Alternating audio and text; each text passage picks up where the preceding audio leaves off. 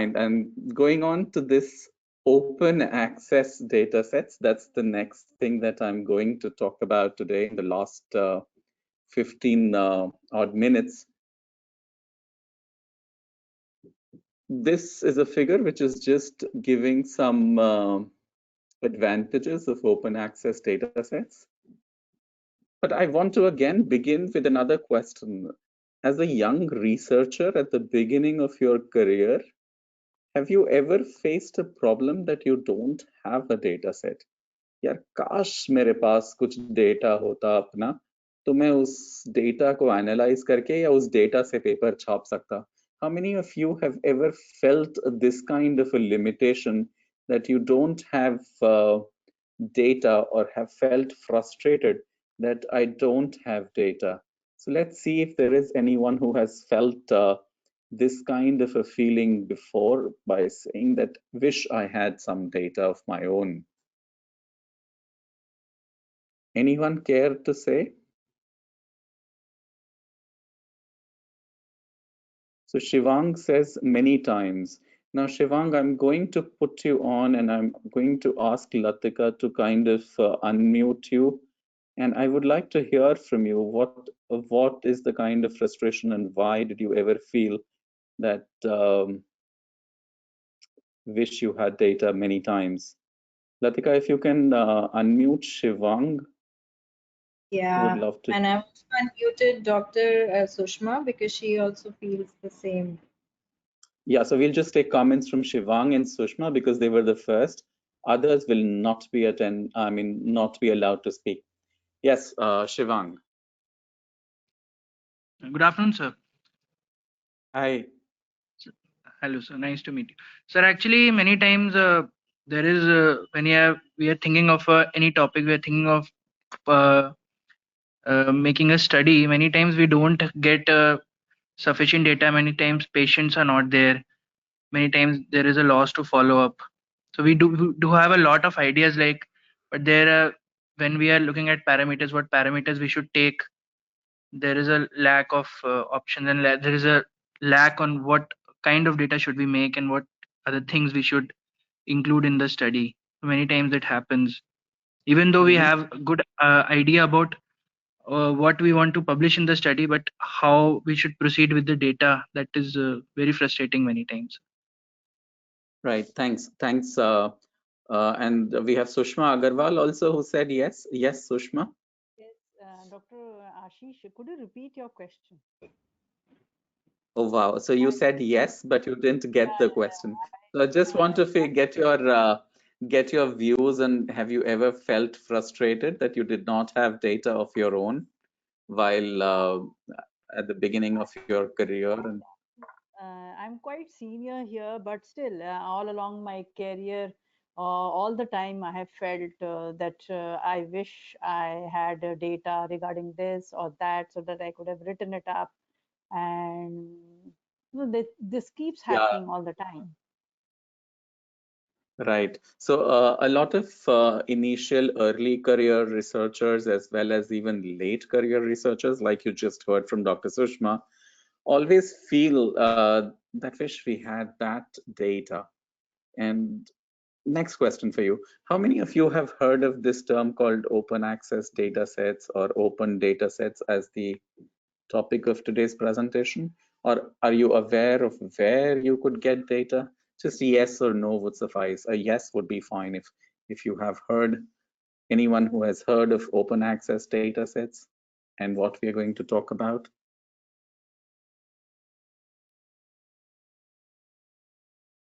Abhay says no, yes. Cool. So most people have not heard of most of open access data sets. So let me introduce that. There are some public use data files which are available, which give access to full scope of data. When I say full scope, it means you are able to manipulate the data in whatever format you need. And you can do any secondary data analysis of an existing data which was collected initially, not for particularly research purpose or for the purpose for which you are doing research. That said, let's see what are a few advantages of using open access data sets. One, obviously it is. She did today, ma'am. She came just now, ma'am. I have texted you. So Dr. Sushma, if you could mute your mic, then maybe and examine here also and write your findings. okay. So the advantages of this would be that they are economical. It gives a breadth of data, which is often bigger and wider than would be available to early or small research teams. It's faster, it's quicker, obviously, because the step of data collection is bypassed. And it opens practically the world for small research teams and particularly students. It's very helpful. In fact, I have known some scientists who have made a career just out of presenting or writing papers from open access data. Now, the most important slide in today's presentation. Where do you get these open access data sets? Kahan hote hain? Well, let's say there is the SAGE website. Let's go and see what it looks like.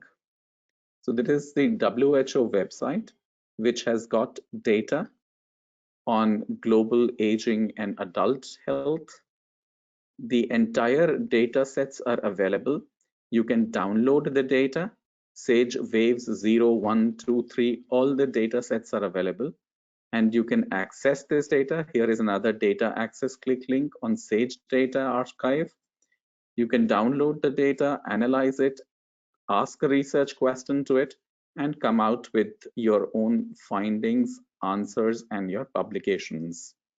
Going back, TELS, that was one. There is the gateway to aging data. Let's see where this takes us.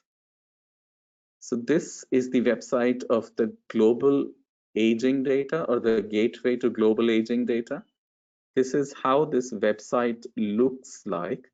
And here you have the entire global aging data, which includes the HRS study, that's the health and retirement study, the Mexican health study, the English longitudinal study of aging, that's from England, the survey of health, aging, and retirement in Europe, that's entire European data. There is Costa Rican longevity and healthy aging study, that's the CRILS, that's there. You have the CLOSA from Korea and JSTAR from Japan, the Indonesian Family Life Survey from Indonesia, and we also have LOSSI now coming back. So here are all the studies available, all the harmonized data sets are available in these particular links. You can access any one of the data sets and start analyzing them. The Indian prototype for this is the LASI study. That's the longitudinal aging study of India. You might wonder why I'm talking about only aging studies and aging data, because that's my area of specialty. That's what I work on. But then definitely there are other stats, other data sets available. There's the National Center for Health Statistics.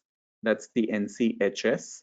And this is the NCHS website, which gives you public use data files and all their documentation. It gives you the enhanced data set. It gives you the national healthcare surveys. It gives you the national vital statistics, national survey of family growth. There is as much data as you would want. Anyone looking for any data in the United States, or if you are trying to do any study from an American data, you have it here at your fingertips. The prototype for this data, which has most largely been used, is the enhanced data set.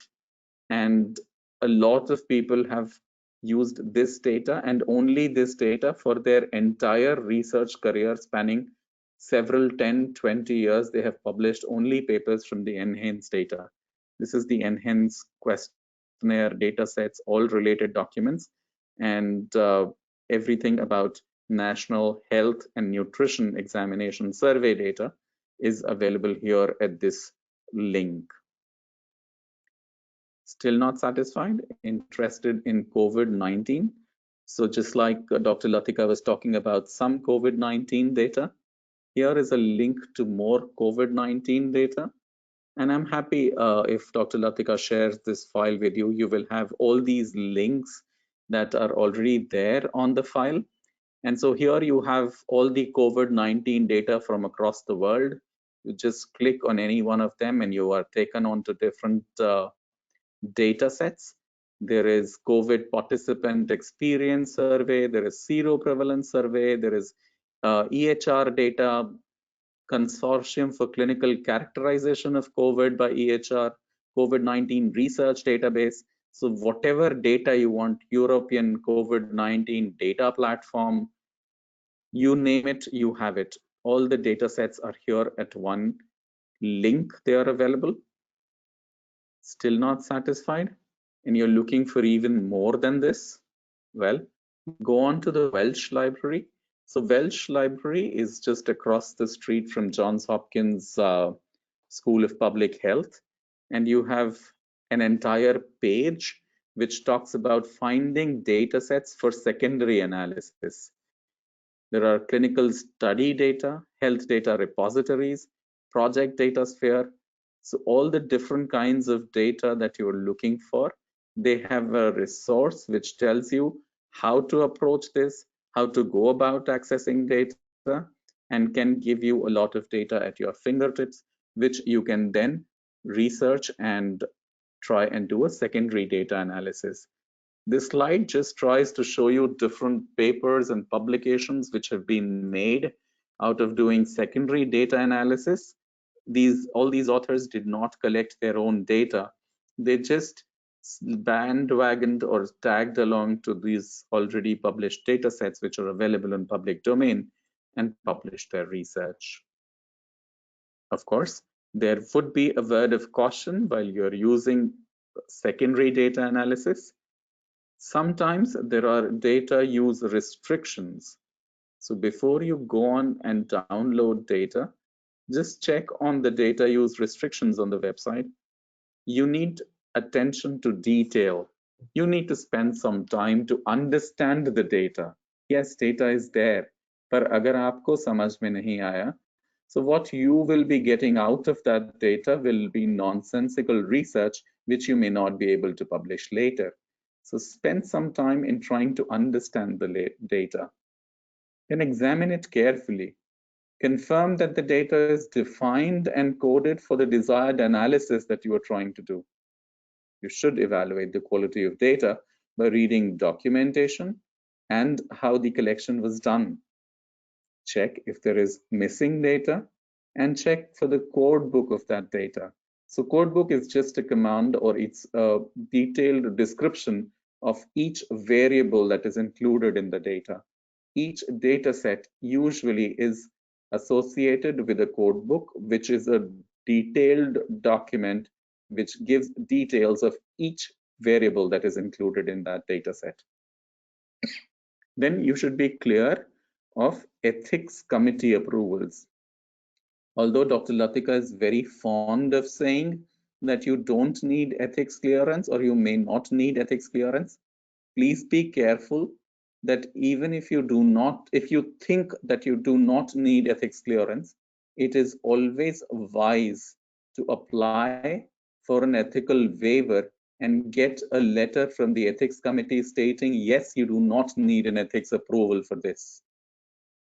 So while you may continue to think that you don't need, you might actually need, and at the end of your paper, when you submit it to a journal, you might be asked for a letter of ethical clearance. So it is always better that you apply to the ethics committee. Whether you ask for a waiver of ethical review, it's up to you. And if the ethical committee feels, yes, it can be waived off, then yes, go ahead. The next important question comes, how do we do it? You have this data set available online, but how do you go about doing it? First questions first, you need to ask some important questions. What was the original purpose of collection of this data? What is this data like? What kind of data it is? And how was it collected? what cleaning and recording procedures were actually applied to the data. After this, you need to take a further few steps. You need to define the question that you are going to ask. You need to define the population in terms of its age, its region, the race or ethnicity where the data was collected, the recency, how recently was this data collected, what is the range between what the data was collected. Then you need to specify which of the variables you are going to choose for your research. Let's take a step-by-step approach on how do we do it. First, as for any research, you need to define your own research question. So I'm sure that all of you would be familiar with how to draft and design a three-part research question based upon the population, intervention, comparison, and outcome. So you define your research question before you start with the data. That is the first and primary step in your research. Then you specify the population of your concern. Where would you like to study, or what would you like to study where? Which population are you studying? Then you define the population in terms of age, region, race, recency, and range, like what we just now talked about in the data set. Specify your variables, which variables you are going to get from the data. Try and find out the type of data which is most appropriate to answer your question in step 1. So you have defined your research question here, and you know that there are different kinds and different sources of data available. Now, after you have your question ready, then you will be able to identify which is the data that I am going to need. And there may be different kinds of data. There may be national census, there might be national surveys, there might be claims data, there may be phone surveys, there may be insurance data.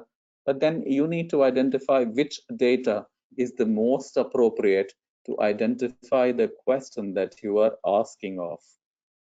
Then you need to create a list of data sets that have the information that you are trying to access.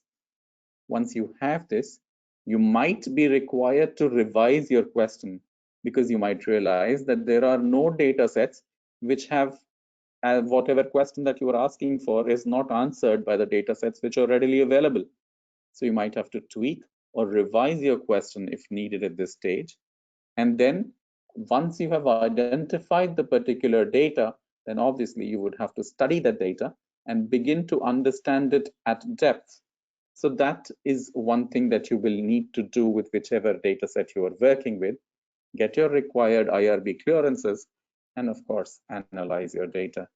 Maybe you could start with the process of getting IRB clearances somewhere here, because, or let's say somewhere here after you have designed your question, so that the delay in IRB clearance is not a rate limiting step in your publication. Of course, there are some disadvantages while working with previously collected data. You might feel, if you're a seasoned researcher like Dr. Sushma is, you might feel that it's not your own work, and the limit of contentment and satisfaction while working with a secondary analysis may not come for seasoned researchers. Obviously, there is going to be a time lag, because any age collects the data will not be able to put it which will on the public domain in real time, and there might be some delay in presenting it, or you cannot throw caution putting it into public domain out of the window, and you would have to be cautious and have to continue to work with great caution at all time. There are certain limitations. Never will be able to reach the very top main top of the line work. With this, I come to an end of my presentation, and thank you for your patient attention. I'm happy to address any questions if you have these at this point of time.